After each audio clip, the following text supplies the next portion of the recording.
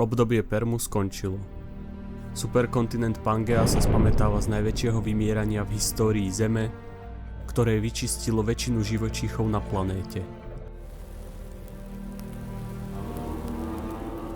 Láva, ktorá by v dnešnom svete zaplavila väčšinu Európy, vytvárala lávové moria priamo na povrchu.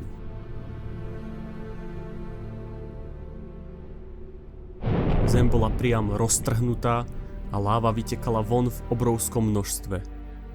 Oceán sa oteplil a vyhubil takmer všetko. Suchozemské živočíchy boli zredukované o viac ako 70%. V suchu prežili len tí najodolnejší. Po Perme Zem čelí horúčavám. Vnútrozemie Pangei je horúca pustina. Živočíchy sa však dokázali prispôsobiť a život na súši sa opäť začína obnovovať. Tvory, ktoré boli majestátne pred 250 miliónmi rokov, zanikli. Väčšina z nich nedokázala čeliť Pangei. Zem im pripravila reštart.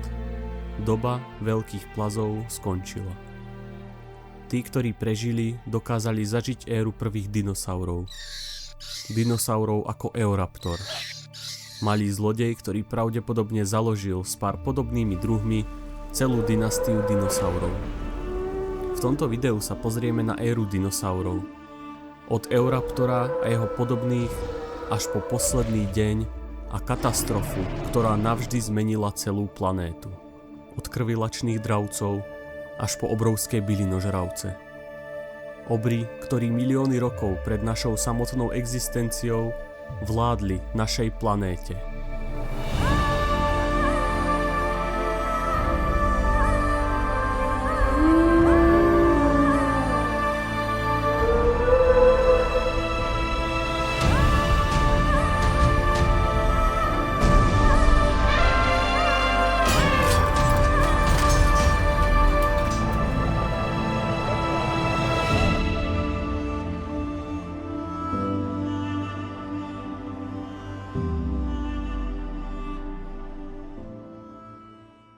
Ak sa vám páči podobný obsah a chcete dlhšie dokumenty častejšie, zanechajte odber, pohodlne sa usaďte a vstúpte so mnou do sveta, kde boli len zvuky živočíchov, šum stromov a jasná nočná obloha bez svetelného znečistenia. Toto sú príbehy planéty, príbeh dinosaurov. Eoraptor. Pri Eoraptorovi sa môžeme baviť o jednom zo zakladateľov línie dinosaurov. Určite má predkov, na ktorých sa vedecká obec nedokáže zhodnúť, či už ich zaradiť medzi dinosaury alebo nie. Staršie fosílie sú napríklad u Niasasaurusa, ktoré sú 243 miliónov rokov staré, čo je len pár miliónov rokov po katastrofe, ktorá postihla superkontinent. Vráťme sa k Eoraptorovi. Jeden z prvých dinosaurov známy ako ranný zlodej z mesačného údolia. Nejedná sa o žiadneho majestátneho obrovského dinosaura. Eoraptor mohol mať hmotnosť 10 až 15 kg a dĺžku okolo 1 metra. Zuby naznačujú, že bol všežravec a tak maximálne lovil malé stavovce. Eoraptor mal evolučnú výhodu nad všetkými ostatnými. Vzpriamený postoj na dlhých zadných nohách mu dával extra rýchlosť a pomáhali mu k tomu ľahké kosti. Váhová výhoda a chvost, ktorý mu pomáhal balancovať v rýchlosti, mu tak vytvorili podmienky na lov malých stavovcov. Podľa stavby tela paleontológovia v roku 1991 v Argentíne musia zhodnotiť, že sa zoznámili s jedným z prvých dinosaurov. 231 miliónov rokov späť je ten rok, kedy už behali po Pangei. Eoraptor mal predné zuby špicaté a zadné vhodné viac pre rastlinnú potravu. Pravdepodobne konzumoval vajcia, iné malé stavovce, rastliny a semená. Dokázal prežiť a rýchlo behať. Tomu dalo výhodu vo svete, ktorý mal nemilosrdné pravidlá, málo potravy, obrovské horúčavy a silné občasné búrky. Eoraptor bol mazaný člen svojho biotopu. Obdobia dinosaurov rozdeľujeme na Trias, Juru a Kriedu. V období prvých dinosaurov, v Triase, sa Zem dostáva z obrovskej katastrofy a napráva si ekosystémy. Stále existuje obrovský superkontinent Pangea a paprade sa šíria popri riekach ako vlna zelene. Zeleň si berie späť prírodu, ktorú jej ničí teplo a sucho. Pred 215 až 205 miliónmi rokov je na scéne dokonalý tvor. Nie je gigantický a ani váhou by nezaujal. Má necelé 3 metre na dĺžku a 30 kg.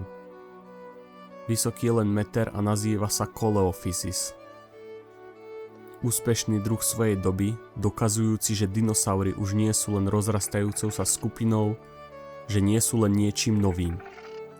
Dokazujúci, že dinosaury sú úspešné a najdokonalejšie tvory, ktoré si idú prevziať planétu pod svoju kontrolu.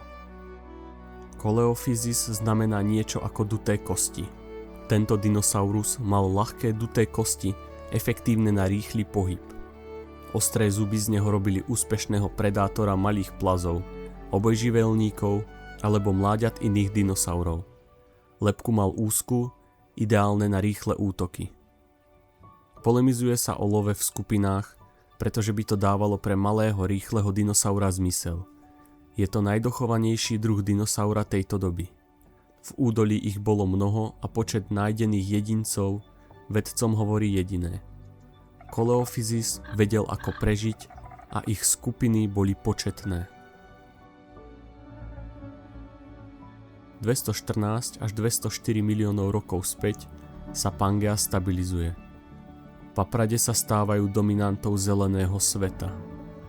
Teploty sú stále tropické a póly nie sú neustále pokryté ľadom, ako je to dnes. Územie dnešnej Európy je v superkontinente Pangea buď výrazne suché, v jedno obdobie, alebo extrémne vlhké. Teploty sa však pohybujú od 25 do 35 stupňov Celzia a dostatok potravy dovoluje vzniknúť aj obrovi známemu ako Plateosaurus.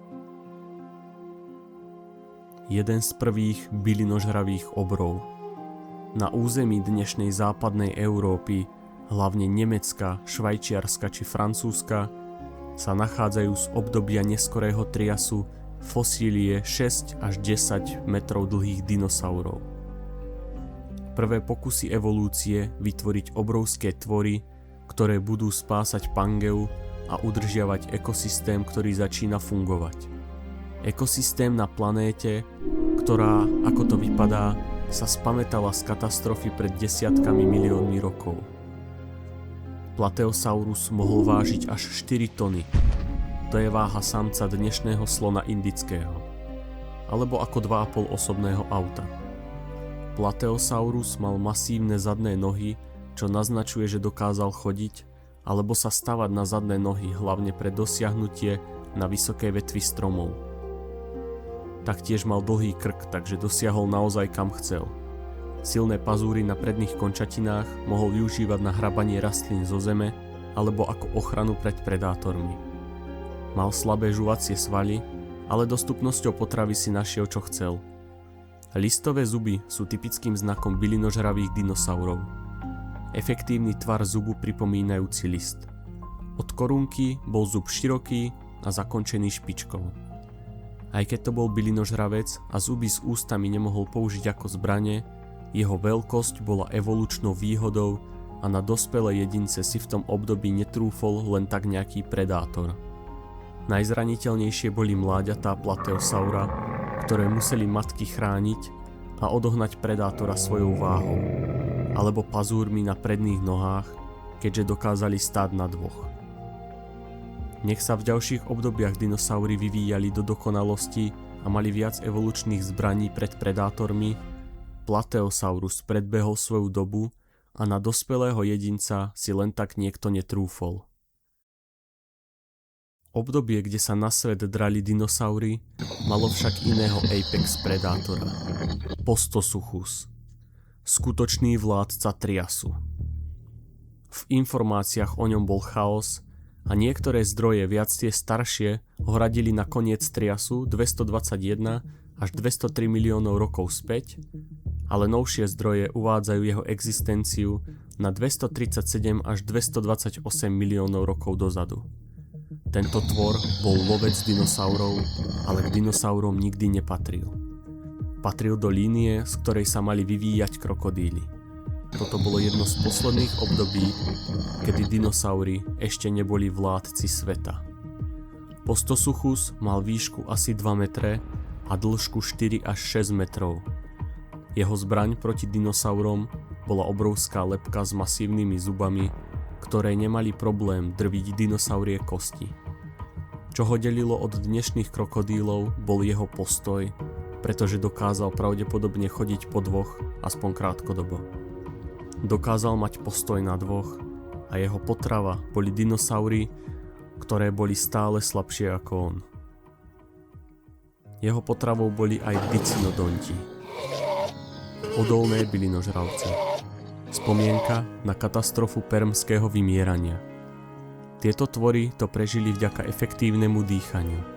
Lepšie znášali aj nedostatok kyslíka, ktorý vyhubil väčšinu tvorov milióny rokov dozadu. Dokázali jesť aj extrémne tvrdú vegetáciu a spracovali aj nízko kvalitnú potravu, čo z nich urobilo v Triase najúspešnejšiu skupinu bylinožravcov, ktorá sa dokázala vo veľkom množiť. Postosuchus mal tak ľahké lovenie týchto pomalších valcovitých tvorov, pripomínajúcich minulú éru. Mali zobáky podobné korytnačkám a 2 klovité zuby. Postosuchus útočil na mláďatá, ale nerobilo mu problém dostať aj 2- alebo 3-tonového dospelého jedinca. Koniec Triasu však prináša aj koniec obrovských stád dicinodontov. Stáda, ktoré celý Trias spásali a obnovovali pôdu, stali sa jednou z najpočetnejších skupín, vymierajú.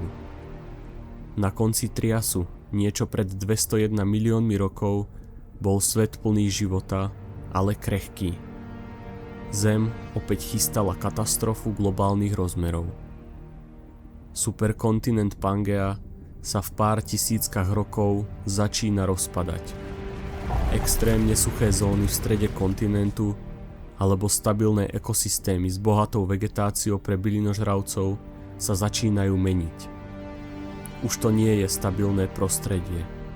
Nikto si nemôže byť istý svojou existenciou. V Pangeu sa šíria obrovské trhliny a na zem sa vyplavuje láva tisícky kilometrov pozdĺž kontinentu.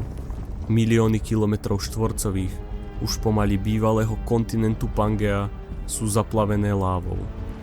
Do ovzdušia sa celé tisícročia dostávajú oxid uhličitý a oxid siričitý. To spôsobuje kolaps niektorých ekosystémov. Kyslé dažde. Odráža to slnečné žiarenie a atmosféra sa na krátke obdobie ochladzuje. Následne nastáva prudké oteplenie o 3 až 6 stupňov. V týchto číslach to neznie až tak hrozivo, ale ekosystémy začínajú kolabovať a okyslenie oceánu spôsobuje, že produkuje menej kyslíku. Na súši kyslé dažde ničia rastliny, hladiny morí kolísali a biotopy sa nestihli prispôsobiť. Úbytok bylinožravcov spôsobí rozpadanie potravinových reťazcov. Dicinodonti spásli poslednú potravu. Doba Triasu končí. Mnohé archosaury, predchodcovia dinosaurov, tak vymierajú. Vymierajú aetosaury, tvory s pancierom pozdĺž chrbta. Vyhynula aj skupina pitosaury, živočíchy podobné krokodílom, ktoré však samotným krokodílom neboli príbuzné. Tieto tvory boli stavané na rýchly beh po súši a neboli tak dobre stavané na život vo vode ako tie dnešné krokodíly. Ich fosílie sa našli takmer po celej Zemi. Napriek tomu, aké dominantné tieto všetky tvory boli, nedokázali sa ich organizmy prispôsobiť zmenám tak ako prvé rozvíjajúce sa dinosaury. Zem zmenila svoj povrch. Pangea sa stala minulosťou. 10 až 100 tisíc rokov trval chaos a masové vymieranie. Zem transformovala svoj povrch a vznikli kontinenty Laurázia a Gondwana. V tomto období mal svoje zárodky aj Atlantický oceán. Trhliny zaplavené lávou na trhajúcom sa kontinente Nezaplavila hneď voda, ale museli si niekoľko miliónov rokov počkať. Počiatok vznikol, keď sa stenšovala kôra medzi kontinentami a bola len otázka času, kedy vznikne nová masa vody.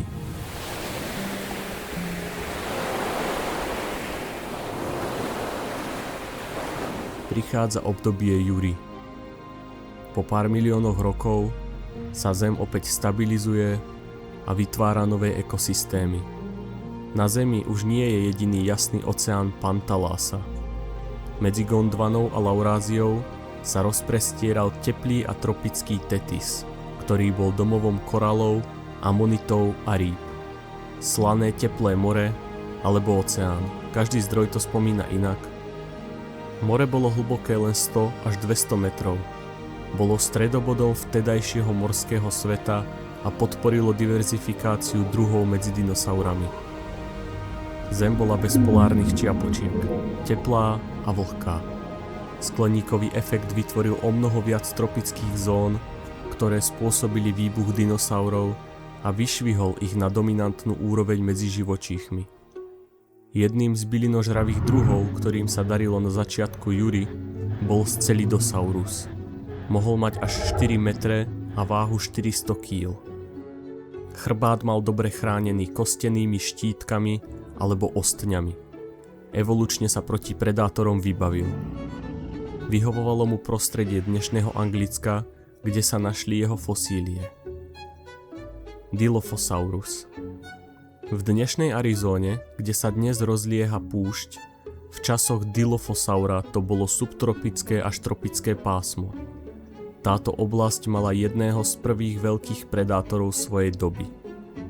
Dĺžka tela s dlhým chvostom na vyvažovanie bola až 7 metrov.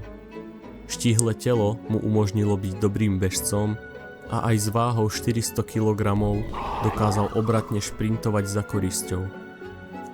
Jeho najvýraznejší znak je dvojitý hrebeň, ktorý sa mu ťahol pozdĺž hlavy. Preto sa volá v preklade aj dvojhrebenný jašter. V sérii Jurského parku bol vyobrazený ako jašter, ktorý mal jedovatú slinnú žľazu a rozťahovací golier okolo krku. To je však len vylepšenie od filmárov a nič takéto nájdené paleontológmi nebolo. Reálne bol omnoho väčší, porovnateľný s inými dravcami. Výrazne odlišnými ho robili hrebienky na hlave, ktoré mohli mať kvôli samičkám, aby sa odlíšili, predvádzali alebo sa rozlišovali. Neboli však nijak pevné, takže neslúžili ani k ochrane, ani k súbojom. Približne pred 200 až 183 miliónmi rokov na druhom kontinente Gondwana žil Massospondylus. Jeho fosílie sa našli v Afrike a Argentíne. Nebol to ešte dlhokrký, ikonický bylinožravec, ako existovali neskôr, ale jeden z najlepšie zdokumentovateľných dinosaurov tejto doby. Meral 4 až 6 metrov a vážil skoro 400 kg. Tento dinosaurus sa pravdepodobne pohyboval po dvoch nohách, ale stavbou tela sa mohol podopierať aj na štyroch. Dal paleontológom jeden z najlepších obrázkov jeho života, čo je neskutočne vzácne z doby pred viac ako 180 miliónmi rokov. Našli sa fosílie vajec, embryí a zdokumentovateľných hniezd, ktoré si staval. Mohli sme si tak potvrdiť, že dinosaury organizovane hniezdili a starali sa o vajíčka a potomkov. Presne tak, ako to vidíme u dnešných vtákov, vidíme priame prepojenie, že sú potomkami dinosaurov. Massospondylus nám v tomto období ukazuje prepojenie na dlhokrké obrovské bylinožravce, ktoré nasledovali o ďalšie milióny rokov neskôr. Prichádza obdobie strednej Jury, tu sa mení doba dinosaurov. Prichádzajú skutoční giganti. Megalosaurus. Takmer 9 metrov dlhý predátor, ktorého fosílie sa našli v Anglicku. Odhaduje sa, že mohol vážiť až tonu a vládol Laurázii 168 až 166 miliónov rokov späť. Jeho fosílie našli už v roku 1824. Mal to byť prvý vedecky popísaný dinosaurus. V tejto dobe ešte väčšina ľudí netušila, že historicky na Zemi vládol milióny rokov dozadu iný druh ako ľudia. Predstava o dinosauroch znela ako bajky pre deti. Megalosaurus mal robustnú lebku a silné čeluste. Mal silné zadné nohy a krátke, ale funkčné predné končatiny. V prvých rekonštrukciách roku 1824 bol vykreslený ako dinosaurus chodiaci po 4 nohách. Ľuďom tej doby ďalší dvojnohý obrovský predátor nedával zmysel. Nie je dôkaz o tom, ako žil a ako lovil. Väčšinou sa našli fosílie jedincov, čo naznačuje, že to bol samotár. V podobnej oblasti, v tom istom prostredí, žil aj Cetiosaurus.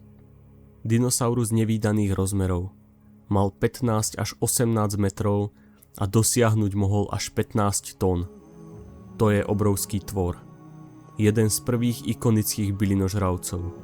A to ešte nemal tak dlhý krk, ako neskoršie bylinožravce. Mal hrubé stĺpovité nohy a silné valcovité telo. V jeho časoch sa tam nachádzali tropické lesy. To územie bolo posunuté bližšie k rovníku. Dokázal spásať vysokú vegetáciu stromov. Ešte nemal tak odľahčené kosti ako neskorší giganti. Ľudia, ktorí našli ako prvý jeho fosílie, ho nazvali veľrybým jašterom. Mysleli si, že taký tvor nedokázal žiť na súši. Rokmi sa skladačka zložila a prišli na to, že je to skutočne majestátny, čisto suchozemský bylinožravec. Suchozemský tvor nevídaných rozmerov. Huayangosaurus. Huayangosaurus bol jedným z najznámejších zo slávneho rodu stegosaurov. V neskoršom období budeme poznať aj väčšieho, známejšieho následovníka, ale Huayangosaurus mal ako jeden z prvých podobné znaky. Na chrbte sa mu ťahli 2 rady kostných platní. Mal 4 až 4,5 metra dlhé telo, kde chvost mohol slúžiť ako zbraň na ochranu pred predátormi. Je úžasné, čo evolučne dokázalo telo vynaliesť, aby si zabezpečilo obranu. Mal malú lebku a v ústach listové zuby na spracovanie rastlinnej potravy. Keby sa človek postaví k tomuto dinosaurovi, výška jeho ostňov na chrbte by mohla byť vyššie alebo zrovnateľná s výškou hlavy dospelého muža. So svojou dĺžkou vážil niečo cez tonu. Ukazuje nám rannú fázu obrnených dinosaurov. Jeden z prvých, ktorí sú nebezpeční pre porovnateľne vysokých predátorov. Huayangosaurus žil v Laurázii, tiež relatívne blízko rovníka na území, kde je dnešná Čína. Toto územie bolo bohaté na život dinosaurov a doslova to tam prekvitalo úžasnými druhmi. Bola to doba, kedy nikoho nezaujímali hranice, len živočíšne zdroje, voda, potrava a teplo. Prichádza nové obdobie. Ďalšie geologické obdobie sa nazýva Vrchná Jura. Posledná fáza pred obdobím kriedy, ktoré je nám najznámejšie, pretože sa z neho zachovalo najviac. A skončilo v geologickom ponímaní nedávno. Ale prejdime na Vrchnú Juru 163 až 145 miliónov rokov späť. Jura vrcholí. Laurázia a Gondwana sa vzdialujú a vzniká nový oceán, Atlantik. Dnes môžeme na kontinentoch vidieť pucle, ktoré sa kedy oddelovali a znaky ostali dodnes. Atlantik nebol žiadny obrovský oceán ako dnes. V tomto období to je len zárodok giganta, ktorý vznikne. Prelieva sa pomedzi Ameriku a Afriku, ktoré sa vzdialujú a dávajú mu priestor. Bola to doba, kedy Antarktída bola ešte spojená s Afrikou a Austráliou v jeden kontinent. Atlantik mal teplé tropické vody, ktoré boli plné života a napriek tomu, že nebol obrovský, bol to plnohodnotný oceán a každý rok sa rozširoval niekoľko centimetrov, tak ako to tektonické platne robia dnes. Atlantik svojim vznikom stabilizoval klímu a zmenil oceánske prúdy. Pangea, ktorá sa rozpadla, zrazu vo svojom strede pocítila množstvo zrážok a zo suchých oblastí sa stávali tropické lesy. Táto stabilita pomohla viac bylinožravcom rásť do výšky a dostatok potravy podporil predátory. Zem začala vďaka Atlantiku prosperovať. Atlantik, tak ako sa rozširoval v dobe triasu, Nikdy s tým neprestal, pokračuje v tom dnes. Kontinenty sa pohybujú 2 až 4 cm za rok, čo v miliónoch rokov predstavuje tisícky precestovaných kilometrov. Preto aj dnes Amerika neustále cestuje smerom na západ až juhozápad. Európa cestuje na opačný smer a to znamená, že Atlantik za milióny rokov bude zas o mnoho väčší oceán než dnes. Vráťme sa do doby triasu, kedy mladý Atlantik nepriamo pomohol k vývoju gigantov. Brachiosaurus.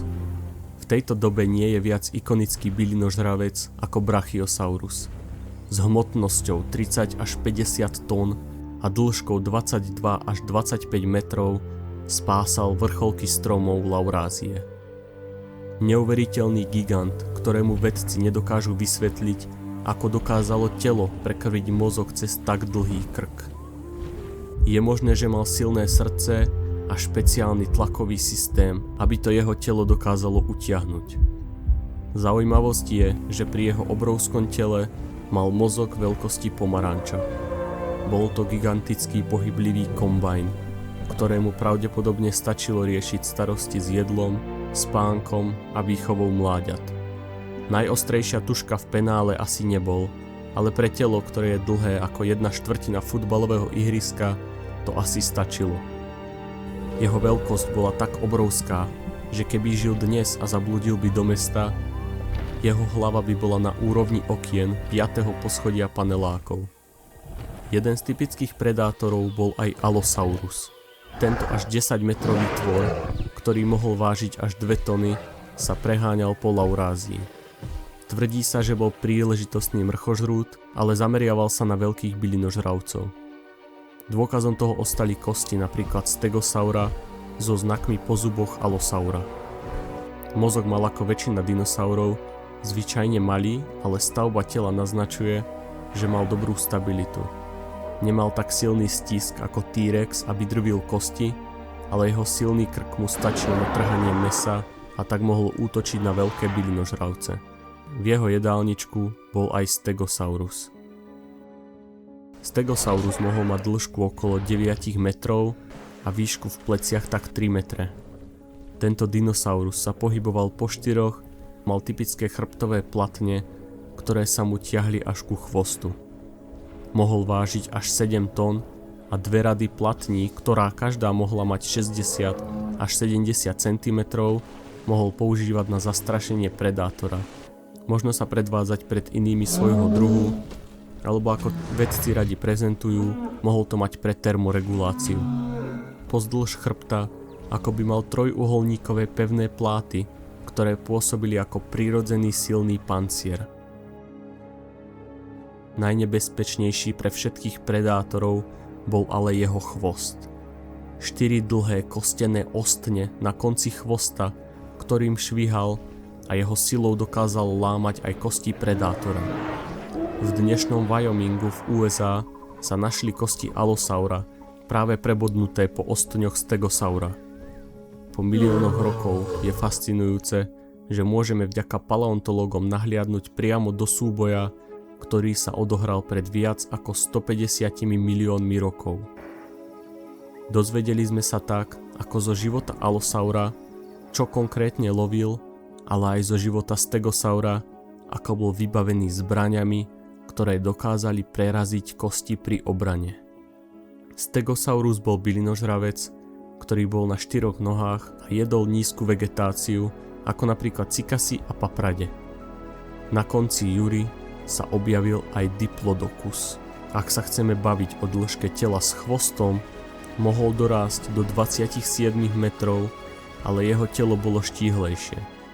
Stále obrovský dinosaurus, ktorý na výšku mohol mať niečo cez 5 metrov a vážil asi 15 tón. Nebol vyšší než Brachiosaurus, ale príroda mu dala viac do dĺžky chvosta ako do výšky. Bol to bez pochyby podľa zubov bylinožravec. Tento dinosaurus spásal nízku vegetáciu ako mechy a paprade a skutočne vysokú vegetáciu nechával na tie vyššie dinosaury. Jeho zuby boli prispôsobené len na trhanie vegetácie, nie na samotné hryzenie. Pritom, koľko toho musel do takého obrovského tela skonzumovať, Na žiadne rozkusávanie potravy nebol ani moc čas. Mal dlhý krk a hlavne chvost. Vypadal ako typický bylinožravec s dlhým krkom, ktorých bolo mnoho. On však bol vďaka chvostu vo svojej dobe ten najdlhší. Jeho dlhý chvost pôsobil ako obrovský bič. Podľa vedcov mi nebolo nereálne, keby sa ním dokázal brániť a plieskať. Znelo by to ohromne, keby sa ideme prejsť do jurského sveta a počujeme tam silné plieskanie chvostom. Bol to najdlhší dinosaurus a predsa nevládol ani predátorom, ani bylinožravcom. Mal však obrovskú vytrvalosť a apetít, vďaka ktorému pomáhal našej planéte sa obnovovať a dokonale zapadol do systému 154 až 152 miliónov rokov späť. Keď sa posunieme o 2 milióny rokov do súčasnosti, teda do obdobia pred 150 miliónmi rokov, uvidíme priame prepojenie nášho moderného sveta s pravekom. V Laurázii, konkrétne na území dnešného Nemecka, pred 150 miliónmi rokov žil Archaeopteryx, dinosaurus s krídlami alebo prvý vták. Práve tu príroda prvýkrát experimentovala s lietaním a krídlami.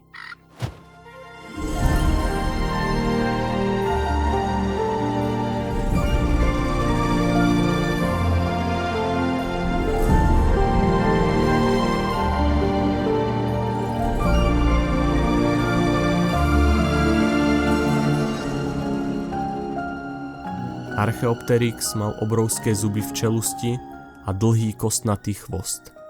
Taktiež mal ľahké duté kosti, ako to majú vyvinuté dnešné vtáky. Krídla s perím, ktoré bolo usporiadané ako u dnešných vtákov. Moderné štúdie konštatujú, že dokázal pravdepodobne lietať na krátke vzdialenosti alebo skôr plachtiť. Že dokázal liesť po stromoch a podľa výskumov hlavy mal relatívne veľký mozog. Konštatovali taktiež, že mal dobre vyvinuté centrum rovnováhy, ktoré je na let potrebné. To znamená, že mal stredné ucho dobre vyvinuté a bol bližšie moderným vtákom, než jeho dinosaurím príbuzným tej doby. Podľa CT skenu fosílií hlavy mal mozog viac rozloženie ako moderné vtáky než dinosaury. Časť mozgu, ktorá koordinuje pohyb očí, stabilizuje zrak počas pohybu a skenuje horizont, mal zväčšenú než ostatní z tej doby. To znamená, že to, čo videl, rozhodne nebolo rozmazané a jeho hlava bola rozhodne vyvinutá na let. Nájsť dokonalé fosílie, ktoré budú neporušené aj s krídlami, je ako vyhrať jackpot. Dnešné Nemecko je pevná súčasť kontinentu, ale v dobe Juri to bolo súostrovie v Laurázii a Archaeopteryx s jeho príbuznými pri nešťastne dokončených alebo nedokončených letoch padali do jemného vápenca a tam sa ich telá dokonale zachovali. Vďaka takýmto nešťastiam však dnes máme živú spomienku do minulosti a môžeme datovať prvé lietajúce dinosaury, alebo ak to nazveme, prvých potomkov vtákov na 150 miliónov rokov dozadu. Presuňme sa teraz o 5 miliónov rokov do budúcnosti. Pred 145 miliónmi rokov zaznamenávame ďalšie geologické obdobie. Krieda. Jedno z najteplejších období planéty. Veľa oxidu uhličitého vytvára skleníkový efekt a naša planéta sa mení na tropický raj. Začína sa aj rozpad superkontinentov a voda začína zalievať kontinenty. Napríklad na novovznikajúcom severoamerickom kontinente sa rozlieha a neustále postupuje od severu na juh plitké more. Austrália je ešte spojená s Antarktídou a India s dnešným Madagaskarom. Väčšina plochy, ktorú však v dnešnom svete poznáme ako pevninu, sa v tomto období zalieva vodou. V prírode sa však darí a lesy rastú takmer všade. Vo vzduchu je cítiť vlhkosť. A les, ten sa začína meniť. Vo fosílnom zázname z tejto oázy nachádzame na začiatku kriedy prvé kvitnúce rastliny. Najprv ich je menej, ale dokážu sa šíriť rýchlo. Lesy tak skrášľujú kvitnúce kvety rôznych farieb. Práve v lesoch a pri riekach a lagúnach sa pohybovali stáda iguanodona. Dospelí jedinci boli veľkí zhruba ako autobus. V spodnej kriede 139 až 125 miliónov rokov pojedali paprade, ktorých stále bolo dominantne veľa, ale pochutnali si aj na listoch, ktoré boli vyššie od zeme. Dokázali sa totiž postaviť na zadné, aby spásali, čo sa dalo. Dospeláci mohli mať asi 5 tón. Uživenie celého stáda muselo spotrebovať tony zelene. Už len to je fascinujúce, ako sa príroda dokázala rýchlo obnovovať a klíma pomáhalo k rýchlemu rastu s hľadom k potrebám bylinožravcov. Jeho obrana bola špeciálna. Keď Iguanodon cítil, že ho sleduje predátor, mal pripravený špeciálny ostrý hrot na predných nohách. Predstavme si ľudskú ruku a namiesto palca by sme mali hrot na bodanie. Mohol to využiť aj pri súboji s iným samcom, ale samozrejme, že mu to dávalo silnú zbraň na obranu. 20 cm dlhý hrot tak mohol preraziť jemnejšie časti tela predátora, ktorý namiesto útoku musel zvoliť útek, aby si doliečil hlbokú ranu. Vedci v roku 1825 mysleli, že tento hrot patrí na nos ako pre nosorožca. Až o 50 rokov neskôr sa zistilo, že sa mýlia. Pri Iguanodonovi máme skvelé fosílne náleziská, ktoré jasne poukazujú na to, že žil v stádach a pri napadnutí svoje mláďatá schovával do stredu stáda, aby telá dospelých jedincov dokázali zastaviť a vytvoriť čo najväčšie riziko pre predátorov. Jeden z nich, ktorý doplňal európsku prehistorickú faunu, bol Neovenator. Útočil pravdepodobne na slabé a osamelé mláďatá Iguanodona. Dĺžku mal okolo 7 metrov a výšku pri bedrách asi 2,5 metra. S váhou až 1 tony si musel dávať pozor pri stáde Iguanodonov. Jeden dobre zabudnutý hrot, z palca alebo kop zo silných nôh dospelého jedinca mohol ukončiť jeho lov aj jeho život. Jeden z najzaujímavejších bylinožravcov doby pred 125 až 112 miliónmi rokov bol z dnešnej severnej Afriky Uranosaurus. Dnes sa na mieste jeho náleziska nachádza púšť, ale v jeho časoch to bol tropický raj. 8-metrový bylinožravec s ikonickou plachtou na chrbte konzumoval nízku vegetáciu, keď bol postavený na 4 nohách. V podstate to bol príbuzný Iguanodona s plachtou. Plachty sú častou diskusiou vedcov. Sú to dlhé kostné výbežky, ktoré boli pravdepodobne pokryté kožou. Mnohé živočíchy dnes, ako chameleóny, niektoré jašterice a niektoré vtáky, majú kožné štruktúry na komunikáciu. Dokážu tak byť atraktívni pre partnerov alebo zastrašiť predátora výraznými farbami, prípadne splynúť s prostredím. Predpokladá sa, že plachty na dinosauroch mali hustú sieť krvných ciev a koža mohla byť výrazná, po prípade meniť farbu. U niektorých operených dinosaurov, ako napríklad Sinosauropteryx, sa našli mikroskopické štruktúry určujúce farbu peria. U plachiet takýto dôkaz nie je, ale dôkazy z operených dinosaurov naznačujú fakt, že prehistorický svet triasu, júry a kriedy bol omnoho farebnejší, ako si predstavujeme. V spodnej kriede žil ďalší, tentokrát predátor s plachtou, Suchomimus. Jeho suchozemské 11 metrov dlhé telo však malo náznaky plachty a jeho hlava pripomínala krokodíla.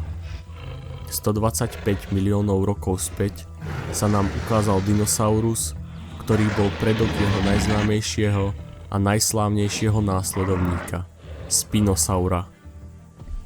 Objavil sa pravdepodobne najväčší mäsožravý dinosaurus, aký kedy žil. S obrovskou chrbtovou plachtou, dlhým plutovitým chvostom. Prvý známy dinosaurus prispôsobený životu vo vode. Žil v riečnych deltách 100 až 93 miliardy rokov späť. Mohol dosahovať 6 až 9 tón. Veľkosťou pokoril najznámejšieho dinosaura T-rexa. Hlavu mal podobnú krokodílom, až na to, že bola dlhá 1,7 metra. Bol aktívny lovec rýb. Vo fosíliách sa podarili vzácne nálezy rybích šupín v žalúdku. Chvost mu fungoval ako veslo či plutva. Najzaujímavejšie na Spinosaurovi bola jeho plachta, ktorá mala výšku až 1,6 metra. Keby sa mu priemerný človek postaví na chrbát, prečnieval by len 0,2 cm spoza plachty. Dinosaurus ikonický pre svoj vzhľad a štýl života, ktorý sa podobal krokodílom. V dnešnom svete je nepredstaviteľné, že by sa z vody mala vynoriť hlava dlhá 2 metre. Spinosaurus neustále vzbudzuje záujem vedcov kvôli jeho zaujímavému životnému štýlu polovodného dinosaura. Je právom jeden z najviac ikonických tvorov tejto doby. Jeho výskyt je tu v časoch, kedy oddelujeme spodnú a vrchnú kriedu. Posledné geologické obdobie dinosaurov. Pred 100 miliónmi rokov geológovia vidia v horninách veľké zmeny. Na našej planéte prudko stúpli oceány a moria. Krajina, kde pred pár miliónami rokov bola súš, teraz tam sú plytké moria. Európa je v podstate súostrovie. Cez Severnú Ameriku od severu až po juh sa ťahne plytké more, ktoré zaplavilo časť krajiny na západe a spojilo sa s oceánom na juhu. Sever Afriky je tiež zaplavený. Planéta tohto obdobia je taktiež teplá, tropická a stále bez polárnych ľadovcov. V tomto období začínajú dominovať aj kvitnúce rastliny. Vo fosílnom zázname sa objavuje až neprirodzene veľká vzorka kvitnúcich rastlín, ktoré sa v obrovskom počte objavili za veľmi krátky čas. Viac rastlín tak otvára éru najrozvinutejším dinosaurom planéty. Dinosaurom vrchnej kriedy. Vládca vrchnej kriedy bol Carcharodontosaurus. Vládol Severnej Afrike pred 100 až 94 miliónmi rokov. 4 metre vysoký a 13 metrov dlhý lovil obrovské bylinožravce. Doslova odrezával kusy mesa z bokov koristí svojimi žraločími zubami v lebke veľkej cez 1,5 metra. Korist tak vyčerpal a počas úteku zranená vykrvácala alebo sa vyčerpala. Sever Afriky bol najnebezpečnejší z ostatných častí Zeme. V rovnakom období sa tu pohyboval Spinosaurus alebo Deltadromedus. Tiež menší, štíhly, ale nebezpečný predátor dlhý 13 metrov. Prežiť mohli len húževnaté bylinožravce. Jedným z nich bol gigant Paralititan. Tento kolos mohol vážiť až 70 tón a s jeho dlhým krkom dosiahol skoro 15 metrov do výšky. Celková dĺžka mohla byť až 30 metrov. Jeho silné stĺpovité nohy mnohým predátorom naháňali rešpekt a preto si vyslúžil prosperovať v biotope, ktorý bol jasne najdrsnejší. Presuňme sa do Severnej Ameriky pred 70 až 67 miliónmi rokov. Tu sa ukazuje, ako sa línia tyrannosaurov pomaly blíži na svoj vrchol. Albertosaurus mal 10 metrov, skoro 4 tony a ostré pílovité zuby pripravené drviť a trhať mäso. Táto línia mohla loviť menšie triceratopsy, menšie predátory alebo iné menšie bylinožravce. Existujú dôkazy, že mohli loviť v skupinách. Tak ako sa vyvíjala aj nám známa línia tyrannosaurov, vráťme sa k nám dnes najbližším vtákom. Predstavil som vám Archaeopteryxa, prvého priekopníka, ktorý dokázal lietať. Ale vrchná krieda je už od doby Archaeopteryxa veľmi ďaleko. Perie už majú preukázateľne malí teropodi. Velociraptor mongoliensis už mal perie na ramenách a chvoste. V tomto období existujú už aj vtáky, ako ich poznáme dnes.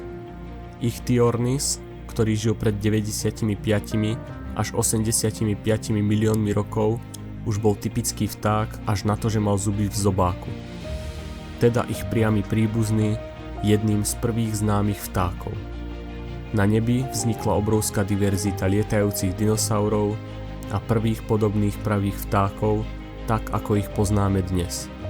68 až 66 miliónov rokov späť nebu vládol Quetzalcoatlus. Rozpätie krídel mal až 10 metrov a svojou veľkosťou dokázal loviť malé dinosaury a ryby. Patril medzi najväčšie lietajúce tvory všetkých čias. Svet na Zemi sa rozvíjal a vek dinosaurov trval už cez 160 miliónov rokov. Planéta bola tropický raj a život mal plnú podporu. Život na zelenej planéte sa zdal konečne stabilný. Ale na Zemi to nie je ako v rozprávke. Vesmír do tejto rozprávky spúšťa svoj dej, hlási sa o slovo a spúšťa niečo, čo už nepôjde zastaviť. Medzi Marsom a Jupiterom, medzi našimi planetárnymi susedmi, ktorí sú od seba, ale hrozne ďaleko, je pás asteroidov. Neblúdia vesmírom, majú svoje dráhy, svoju rotáciu. Sila planét ale malé telesá priťahuje a tak sa jeden z asteroidov vychýli zo svojej dráhy. Miesto svojej elipsy už má inú, ostrejšiu dráhu okolo Slnka. Bude blúdiť milióny rokov, ale už je spečatené, že jeden moment a jeden určitý deň sa stretne so Zemou. Na Zemi však je život bohatší než kedy predtým. Vyvinuté sú úžasné triceratopsy. V Severnej Amerike spása obrovský výber rastlín od ihličnanov po farbou zaliate kvety. S 12-tonovým telom dokáže predátorom oponovať, brániť sa a dokonca vyhrať súboje. Jeho obrovská 2,5 metra dlhá hlava s 2 obrovskými rohmi nad očami a jedným na nose dokáže prebodnúť nejedného predátora v okolí. Dokonale vyvinutý na obranu, tak ukazuje mierumilovnú silu.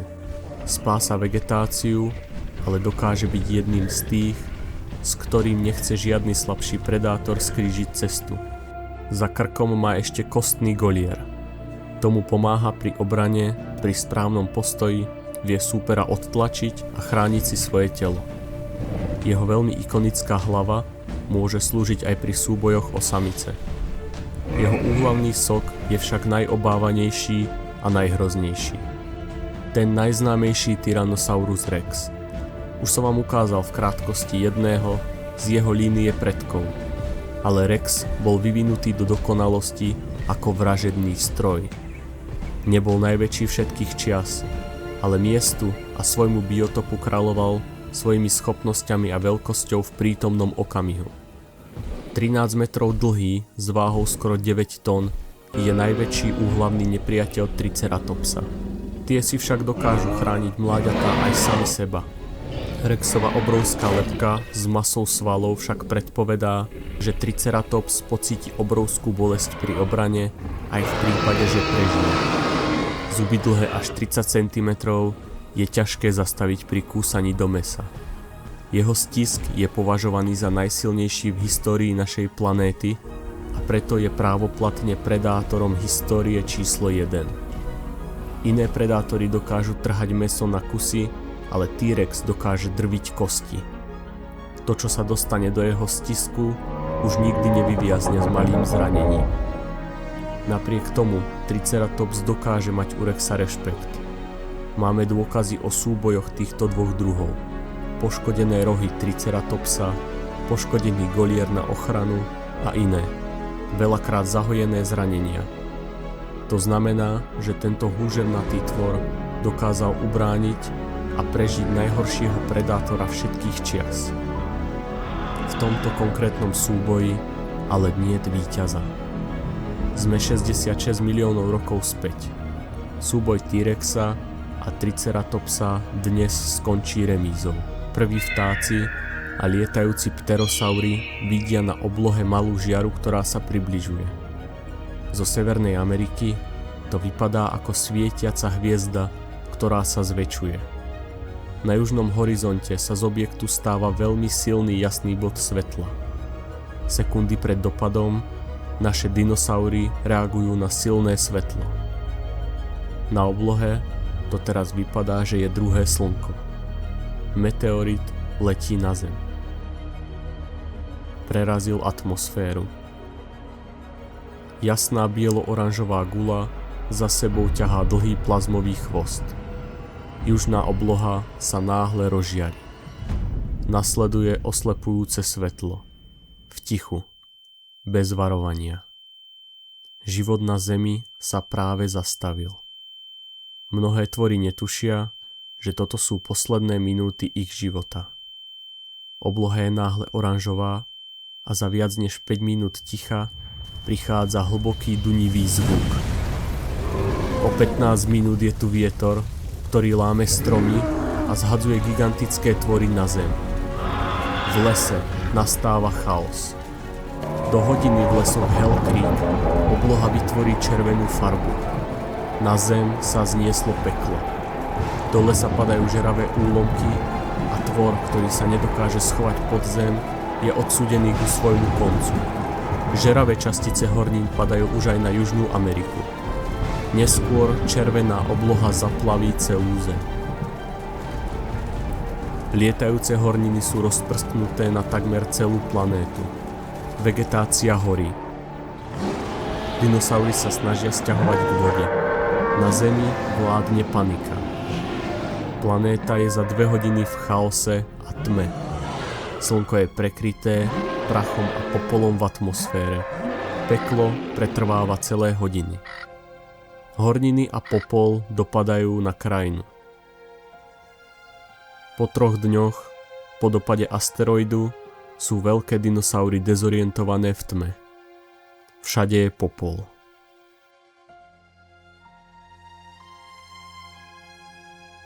Do 10 dní prichádza ochladenie a zastavenie fotosyntézy.